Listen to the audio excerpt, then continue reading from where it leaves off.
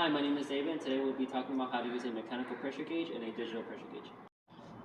From here you can see for the mechanical pressure gauge, this one in particular uses a unit of measurement for bar and PSI. The inner line would be the bar, while the outer part would be the PSI. So this is a digital pressure gauge. It's pretty self-explanatory. You turn this on and it gives you a specific mode. This one in particular uses PSI, and you can change through the various modes. This one also has kPa or kilopascal.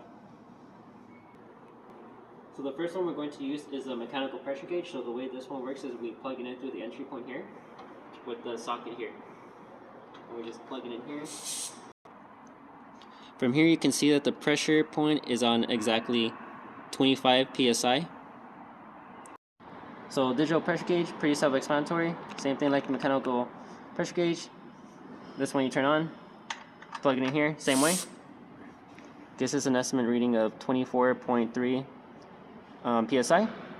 Only reason why it's lower is because I had already used the bleeder, which this one also has. Changes the pressure. I can also change it to kilopascal. Gives you a reading of 166.0. And that's pretty much it.